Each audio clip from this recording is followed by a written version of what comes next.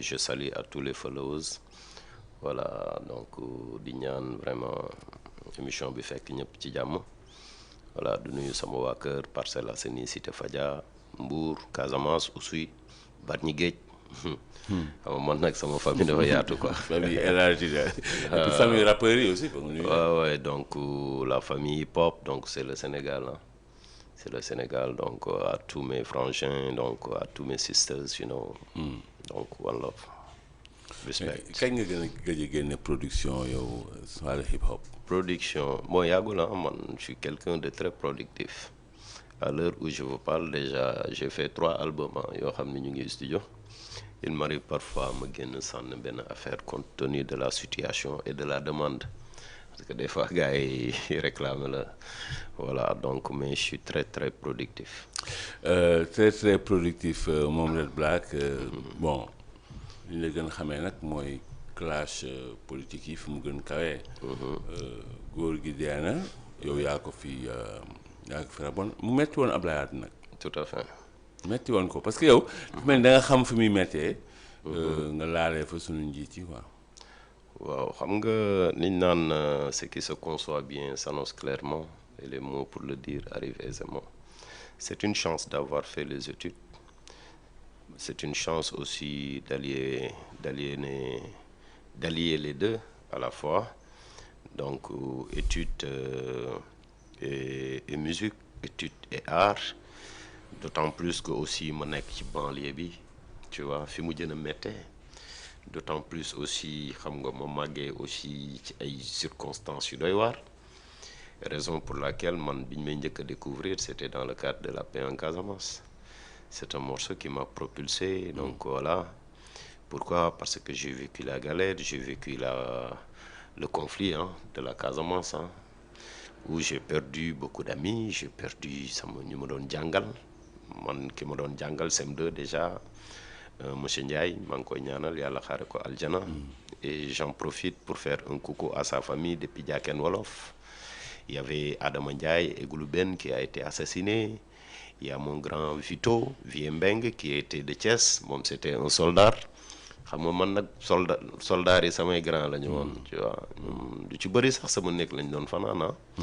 Donc j'ai eu beaucoup de proches, beaucoup de voisins qui ont été tués, assassinés et puis ma fekkee ko. Ma fekkee jamono yi nga xamante ni les 23 soldats sénégalais dañ leen a tendre embuscade. Ça je l'ai vécu. Ma fekkee aussi militaires yi fi ñuy jàppee rebelles yi donc nous on habite juste derrière le camp militaire en fait d'Oussouye. Et puis ma màggee ci loolu ma màggee aussi ci graille parce que soldats yi man ñoo ma doon jox añ di ma jox reer chaque jour. la graille parce que xam nga vraiment da ngay dem ba. da ngay am ay dëkkandoo ñii dañ leen di jiñ rebelle ok te say dëkkandoo lañ les militaires ils sont là militaires yi en quelque sorte ñi ñuy jiñ ay rebelle dañuy bokk ay gel dañuy bokk terrain de football dañuy bokk fépp parce que comme on dit rébellion des fois c'est un esprit xam nga yu bëri doo ko xam y a trop de secrets yaa ngi comprendre donc des fois da ngay jékki rek ñu ne jàpp nañ diw te diw boobu mun na nekk sa grand xam nga donc yooyu yëpp je l'ai vécu et aussi j'en profite vraiment pour ñaanal sama grand Ñuule c'était un professeur de PS qui a été tué ci problème mu Casamance yi donc Ñuule il est de comment il s'appelle il est de Moulomp c'est à 9 kilomètres avant Elinkine et 9 kilomètres après Oussouye. Le grand Georges Ñuule donc j'en profite aussi pour en parler parce que ça a été des souvenirs très douloureux voilà donc ñu nekk samay grand nekk samay papa nekk samay xarit.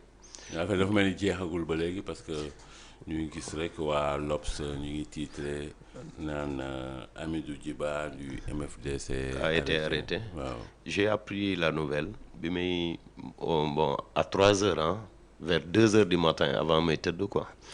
Donc j'ai appris ça donc tu sais le grand bu fekkee est-ce que xam nga ni tey ji man su ma soxlaa kayitu juddu Casamance lay dem. man bi ma nekkee xale j'ai été naturalisé en Casamance. Quand je dis naturalisé mooy man déjà bi ma demee man dañ maa maye woon Casamance bi ma nekkee xale. comprendre nga biñ ma mayee Casamance sama nijaay il était à la préfecture d'Oussouye ok donc damaa ñëw sama kayit yëpp la changé man instant bi bu ma soxlaa kayitu juddu Casamance laay dem parce que il disait que Mbour dafa sori quoi léegi may leen ma El Hadj quoi ñu ne ko may nañ la El Hadj donc El Hadj fa la nekk fa la jaare nekk benn joolaa bu ndaw quoi donc joolaa bi moom moo màgg ci circonstances yooyu donc yàlla def aussi ma dund loolu yëpp et vraiment j'en profite pour saluer toute ma famille Mbalokunda du côté d'Oussouye donc voilà bref waaw bi ñu jógee Casamance aussi pour la première fois donc j'avais benn idée et je l'ai bien réussi parce que dama ñëw je me suis investi dans la santé publique en tant qu'artiste grand dama gis ay garab ñu koy jaay quoi garabu mbedd yi quoi mu nekk un danger de santé publique ma ni pourtant thème bi kenn mësu ko chanter ah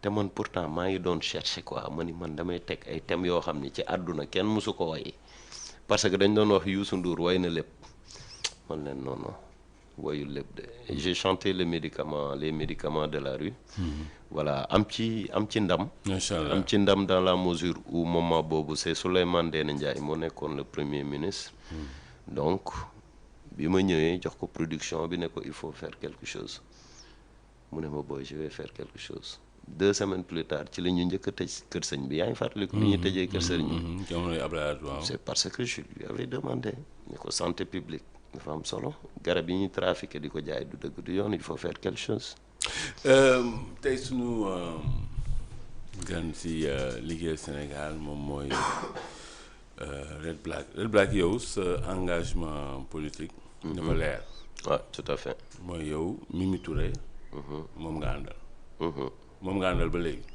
bon moom laa àndal xam nga Mimi Touré nag nekkul présidente je l'ai soutenu dans Mimi 2024 waaw ba tey